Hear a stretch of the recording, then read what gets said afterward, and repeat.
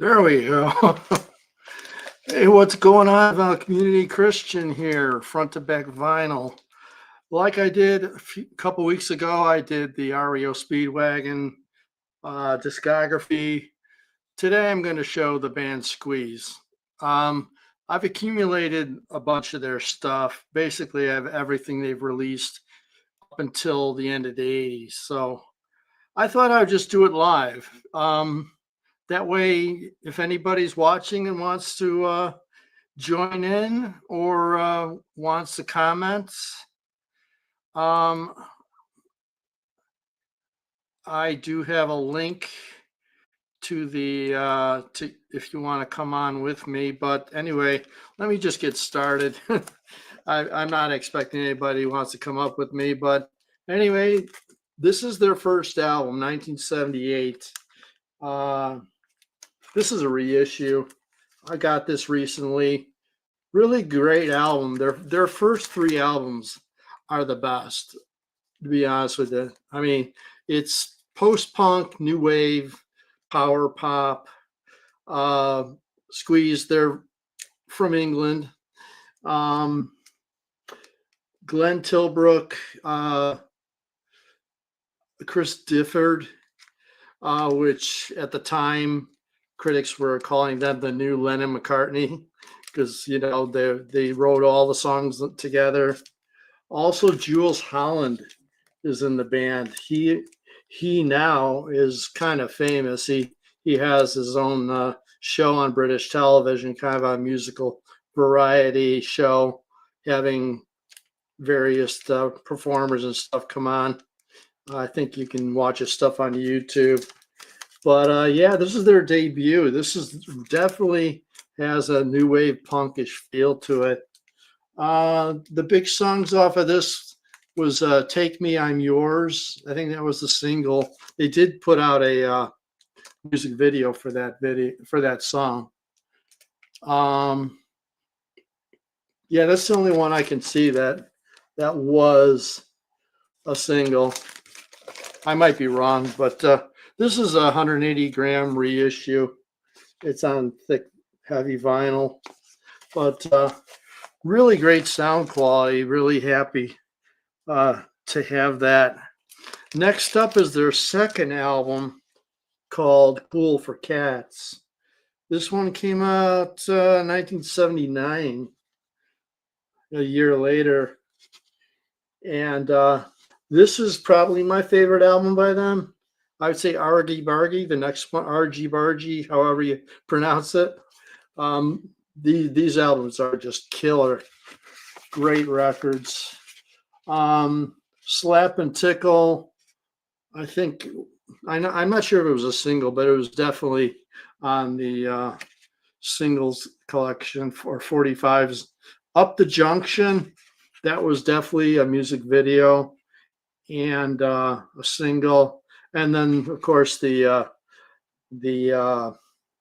title song, Cool for Cats, sung by Chris Difford. Very British vocalist, very heavy Cockney accent, if I'm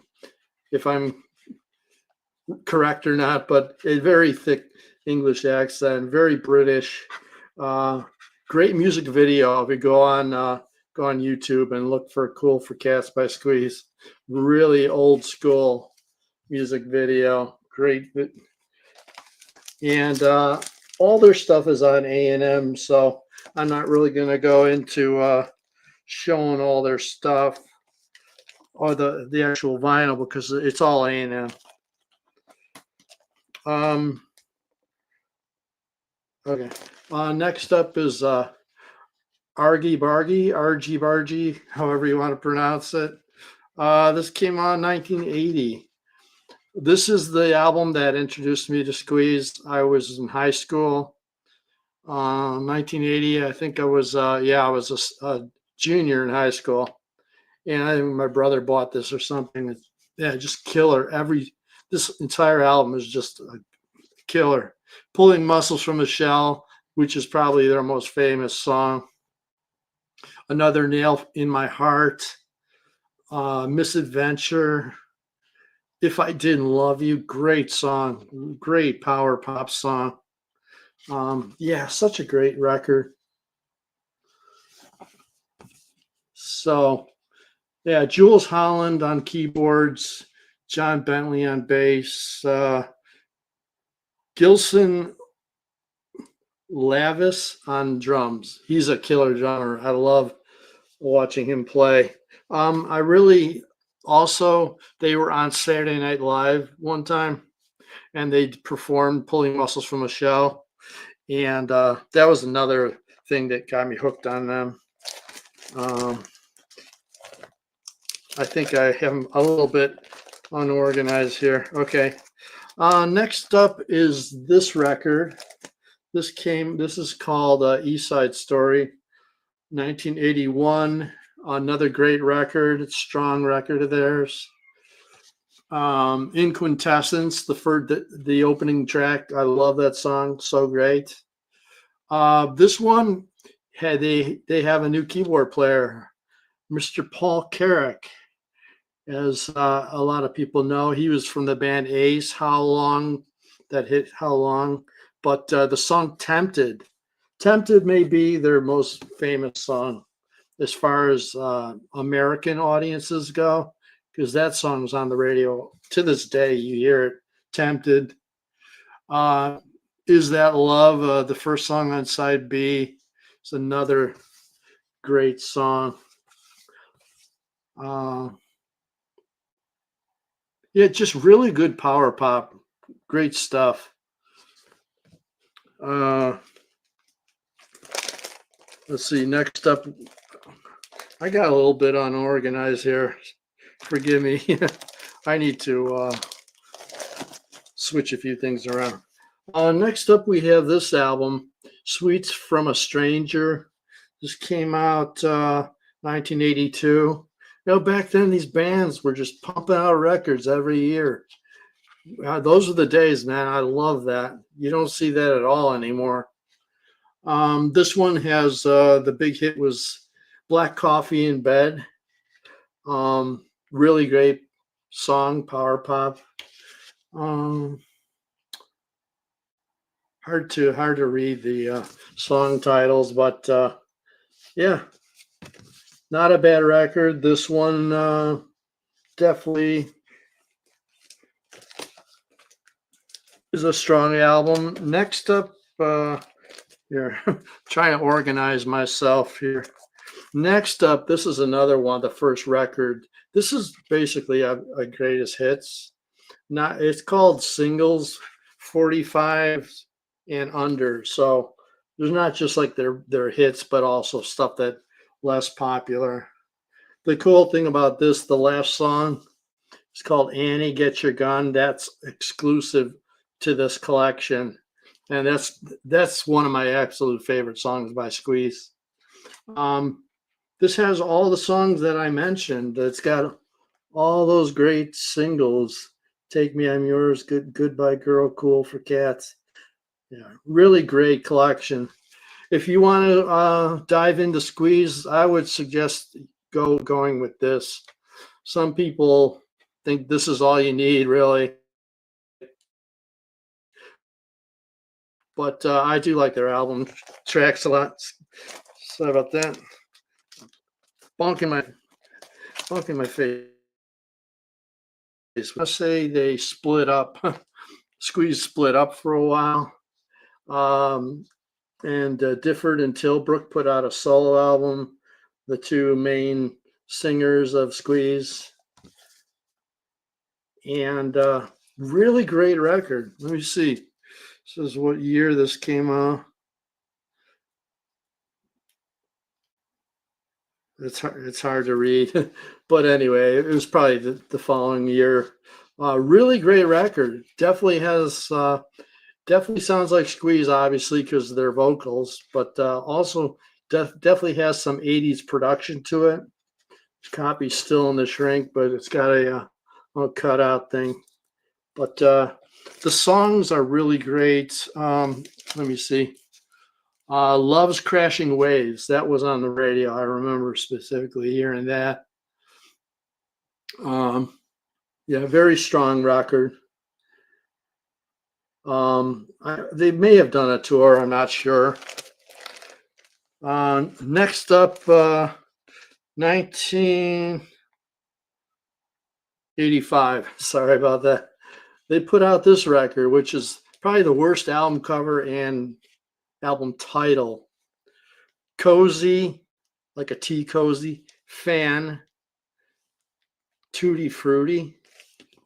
Cozy fan, Tutti Frutti. This is Squeeze getting back together again. You could see Glenn Tilbrook's got the long hair like he did on the last record.